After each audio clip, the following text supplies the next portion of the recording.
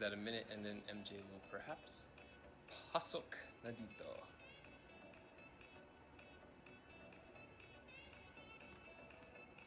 I'm curious, why? What does Merjin mean? Because I know MJ is her name. Do you know anything about that, Kuya J? I don't. I just know her as Mary Jean. Yeah, Mary. Yeah, I'm seeing a lot of Merjin.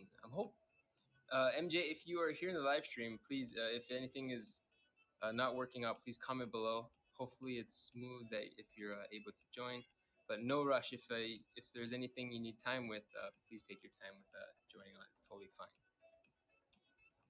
While we wait for MJ to join, Kuj, let's Yes. have a conversation about anything you'd like to talk about today. Well, I know I found. Go I ahead. know that you're a big foodie. I know you I like to go around and eat a lot of food from many, not only just in here in California, but around the world. Please tell me, what's your top three favorite foods? okay. I would top it would be Mediterranean food. Mediterranean food like Persian food, the stuff like kebabs, all the fresh grilled items, grilled vegetables, the way they do prepare the rice. That's just absolutely amazing. Amazing. Persian food. Okay. Yes. I know that Persian food. We just recently went and tried Persian food, and bro, do I tell you, that was absolutely stunning in my taste buds. I never expected that the actual like legit Persian food would taste that good. The tomato, how they grill it, mixed Yes. with the beef and the rice. Correct. Goodness gracious, delicious. What's your number two? In all fairness, my number one actually was my mom's cooking, which was Mm, much Filipino, and much to maybe MJ's excitement. My mom was actually vegetarian. Oh, there's MJ! Yay! Thank you, MJ, for joining. Enough about me. Here's MJ. Hello, everybody. Um, I am now in Fullerton, California. Wow. Yeah, so I'm Hey, staying. I'm thank you. staying at Miss O's house tonight. Nice. Wow. That is super cool. Maraming Yeah, salamat So from for taking the Skincare, time. right? Olympic Skincare. of course, anytime. Yes, Papa J. No. Oh, that's Miss O, Olivia Keto from Olivia Skincare, correct? Yes, she's so nice. So Yeah. she knows that Rebia is leaving today, and Mama Hides is going back to Texas today. So basically, Whoa. I'm left here alone, and you guys are there in San Diego, but Are tomorrow you I'm gonna be there. planning to catch a train? Are you? Nice. Hey guys, Wow, there's chocolate heels. Thank you. Thank maraming you for the salamat. gift. MJ, maraming salamat. Short notice. Thank you for joining on sudden Of notice onto course. this live. And also Somebody's thank you guys for. somebody's dropping you big gifts today. You know, I am Oof. very, very grateful to the very generous hearts here today. Big thank you. Yeah. Actually, MJ, um, first of all, you look great. You look stunning, and I'm very happy and blessed to have met you recently. I'm very excited for this episode because I know you a little bit better. But I also know that you have been also Miss Universe Philippines. For everybody here who doesn't know MJ, she also was the Miss Universe Philippines for a few years ago. What Yes, my the people from Meridian University are here. Nice. they are they are all here. Yeah, watching your live. I invited them. Oh, Beautiful. that's See Have you awesome. now. have you That's Yeah, converted them I all? I just hope and wish that they would understand what we're talking about oh today. no. We will need a translation, a subtitle under this live. Oh my goodness, Funny. MJ, you can speak to us in Tagalog. I think I might understand. Yeah. What? You can speak in Yeah, Tagalog. no, I'm pretty sure that you're only going to understand a word or two, and Before, everything else are question. You'd be like, huh, huh, huh, what? so Come tell, again? tell me Pardon about me? tell me about MJ school. What is? Tell me about it a little Yeah. bit. Please. Yeah, so in Meridian University, we're promoting positivity, not principal. We're promoting. No, because this whole friendship, as we say, family, started when I was actually in Florida. So I started responding to just random people on Twitter, and they find it really funny because I felt like I was depressed and I had bad anxiety during pandemic. I tried to help myself to like feel better, to get out of that depression, because I know that everybody got affected in one way or another. Like it may be on a different magnitude to you and maybe different to me. But for me, I had a deep anxiety during the pandemic. So I helped myself. I was exercising every day. I eat better. I was doing yoga. I was listening to music that would somehow help my subconscious to like just, stop Beautiful. myself from stop teaching my subconscious on thinking just negative things. Like like when you wake up, you're already welcoming all these negative thoughts and your worries and your that actually ruins your day for you. So I did a lot of things that, because I told myself, if I'm not gonna take out myself from this depression, who's gonna help me? It should start from within, right? So I did all of those things for like in late 2020, towards the end of 2020, and then I felt better. And then now I realized that social media is such a big part of it. Oh So yeah. I try to filter things that I know will trigger my depression, will Yeah. um trigger me from being sad. So I try now that I help myself, I'm trying to help other people. I try to I try to at least make it a little brighter for them, and I know that in the Philippines it's even harder. Students are still stuck in their homes, and not everybody has a big space. In that small space, that's where you study, that's where you relax, that's where you face family problems, personal problems. It's everything in one little space, and that's not easy. It's not like these are the things that are not being experienced by anyone, by not even me, right? Not even you. So this is something new, especially for the students. So what I realize is that if you can just share a little positivity or like a little happiness, then why not? So I'm using my platform to just spread love and joy. And I know that I am happy that people are responding, that these students are actually, that they're telling me every day that I make it a little lighter for them. And I am happy that I am contributing to that. And I'm just continuing it. And now they are growing, and they call themselves that now they're enrolled to the Mary Jane University, because here we're just like fun and we're just like laughing. And they're very supportive actually. Like they always watch all the live streams, and now they invited them here. They're here right now. I see them, yeah, on the comment section. So hello everybody, and I Yeah. hope you understand us. I know that this is this is not normal, that you don't often hear me speak English, but for Andre, we will. And for Papa J, we will. They've been teasing me because I think you've been live since 11. I don't know. But I already saw them commenting on my Twitter, and then they were like, I know you're still practicing your English because it's an English live stream. They're already watching you. And then they were like, are you going to have a nosebleed? Because it's an English live stream. Well, hey, It's so funny. well, But you know what, Papa J, I want to ask Andre, because is one of the few lucky people who actually was able to watch Miss Universe. And most of the people who watched Miss Universe, you and Andre, you guys are not the typical pageant fans. The people that right. were there are the Diehards. big Miss Universe Yeah. diehards. Like they literally have VIPs every year. They fly everywhere just to watch that. But I Right. wanted to hear your views on that experience. A very different Oh, experience. It was oh, pandemic. It's yeah. it's crazy. It's like going inside. It's not even full. Like we Mhm. have one seat apart, and that like the whole thing is just so new and different. And knowing that you guys are not pageant fans, I want to hear something from you. Well, for one, during this pandemic, a lot of people have been going through a lot of struggles, all with their own personal battles, right? For me and Jay, well, I'm not sure. Jay, have you attended prior Miss Universe pageants before? A Have few. you? Yes, I A have. few? I was Uh, at Las Vegas one, and I was at the Philippines one. The one in oh, Philippines, In 2006, in 2016, right? 17, I believe.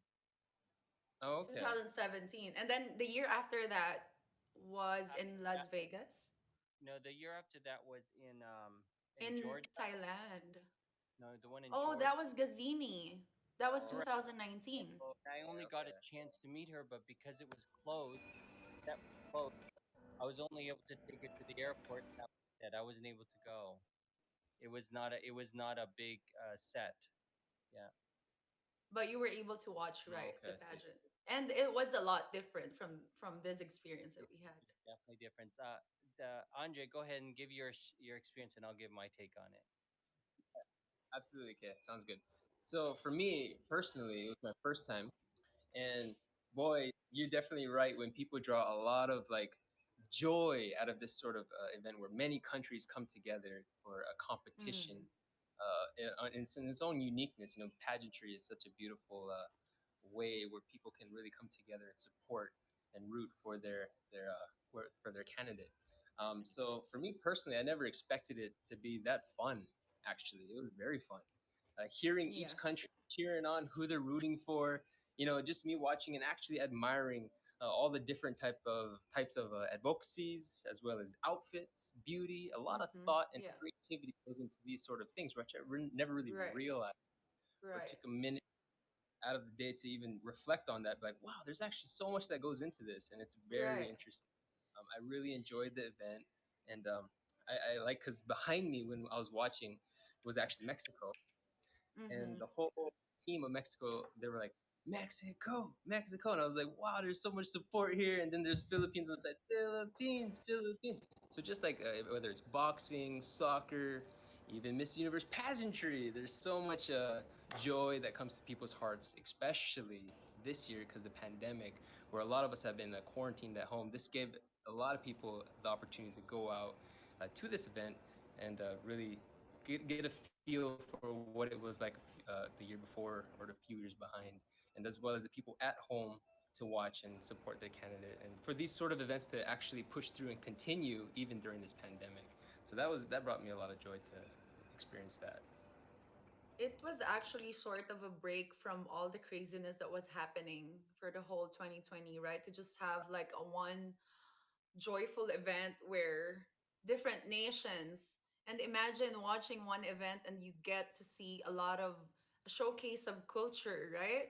Especially Mm-hmm. during the national costume, like you see just not just the creativity but the story behind every country. That's what I really look forward to. That's why when I was scheduling my flight, I was like, I really have to catch the national costume because I think it's such a beautiful thing. It's, you get to know not just the representative but the country that she's representing. And there was a huge message behind every. There was a huge message and story, and that was Yeah. very powerful behind their costume, and the amount of Mm-hmm. work and thought that went into it. You could look at it and not have to say anything, and you could think of 1,000 words just by Right. watching do it. Right. Right. And imagine those girls flying out those Yeah, humongous costumes all the way from all the parts of the world just to Right. be able to wear that there in Miss Universe. I was very impressed, and it's getting bigger and bigger every year. Mm-hmm. I have a couple thoughts. I have a couple thoughts and reflections from that. First of Mhm. all, the first one I went to was in Las Vegas, and it was when Pia Wurtzbach was actually one of the judges, and it was really Mm. a lot of fun for me. But that was before the pandemic, so we were able to go right up to the stage, and I remember me and Mama Highs just like really gawking at all these gorgeous people walking down the runway. Now we had to kind of step back a little bit. Then we went over to Philippines. We went to the Miss Universe Philippines, and that was spectacular. Florida is where I realized, being able to go to a few of them, is that if you take away the Filipino people and the Spanish people, there is no attendees. There's no one there. Mm. 80, I would even say 90% of attendees and even sponsors. Let's talk about attendees first. 80 to 90% of attendees were split between Hispanic and Filipinos. Yeah. Sponsors, Vacación de Mm-hmm. Puerta. 70% of sponsors this year were Filipino owned Oh, businesses. wow. Wow. Filipino owned businesses. I'm not talking about the network television, which is the Yeah. biggest one, Yeah. but I'm talking about the vendors that came with their businesses. They Right. invest thousands of dollars to Right. help the Miss Universe showcase the talent. Yeah. People flew in from Philippines, designers, shoe brands, clothing. Yeah. I was blown away. I was like, I kept looking out all because we went to the where all the vendors were. I'm like Filipino, Filipino, Filipino, Filipino, and I was very proud, very proud. I was like, Miss Universe really need it. That's the reason why, if you guys don't know, Philippines is one of the show places for the Miss Universe franchise. Yeah. Oh yeah. Absolutely. It's like it's where they set the bar, Yes. and Yeah. the national directors like Shamsi is well respected. And when Mm-hmm. people were, I was speaking to the other national directors when we sat in their rows, and they were like, "Oh my goodness, there's Shamsi, there's Mama J," Yeah. and they're like blown away because they have so much. They have such an amazing reputation. Yeah. What they've accomplished Yeah. with very little, by the way, and how innovative they have to be. And that's what I remember my mom used to say with her heavy accent. Oh, as Filipinos, we're very we are Yeah. innovative. And I remember that word. I Yeah. remember that word of the beautiful phrase of my mom, even with her beautiful accent, because Filipinos were very innovative. And it's Mm-mm. so true. When we went to the Miss Universe and we saw all the vendors that are carrying the weight of this world platform, Filipinos. So good job, everyone. I was super proud to be there. I was actually already super proud when Onesie, a Filipino designer, was the sponsor for the swimwear last year or 2019. Mhm. And I was like so proud to see a Filipino actually create the swimsuit for the swimsuit round in Miss Universe. And then now seeing that the Miss Universe are wearing Filipino shoes, the Miss Universe are using the a Filipino brand skincare, and all the other sponsors that are involved in one big international event. You can't help it but be proud. And I have one funny story during the finals night of Miss Universe. So remember how we are having some confusion with the finals tickets. Mhm. So I ended up watching with some group of the Miss Universe organization. So they gave me a ticket that actually is in one of the suites of the Miss Universe. So I Wow. went there. I was alone, Cool. and I was like, yeah, I'd be happy to meet people because they were like, oh, give this ticket to whoever is like, very well rounded and can just like talk to strangers. And then Mama Hyde is like, MJ, this is you. You're the person. So I'm like, bring it on, give it to me. So I was actually separated to Shamsi and Janine. I was on a separate suite. And then I walked in and it was full of Latino people, different from different Latin countries, right? And then I walked in and I was like started talking and then saying hi to everybody. And one of them is apparently a national director of one of the Latin countries, and he immediately recognized me and then said, MJ, as in Mary Jean Lastimosa? And I was like, yeah, that was me. Oh my God, I watch your videos on YouTube. I study Miss Philippines because we love Miss Philippines. And I was like, oh, this is not too bad at all. They recognize me here. So, I mean, the impact of the Miss Philippines organization, actually, we just don't realize it, but we have such a huge impact even to other smaller countries Yes, because they wanted to follow how we just walked our way up there. I mean, now even if we're not winning, they know our presence. They know that each year we are there prepared, that we know what we are doing now. But because we've worked so hard for this, it's not like it was handed to us. Filipinos have that, I don't know, like whenever you put a Filipino in a situation, we just figure it out. We work so hard and we figure it out. Yes. So yeah, I never knew that they actually study every Miss Philippines in from the Philippines, and they told us that because they were like, I wanted to learn how Miss Philippines got such a big charisma in your country, and then how to just like engage people, to support and to unite people, to support the event, because actually your miss is nothing without the supporters. Right.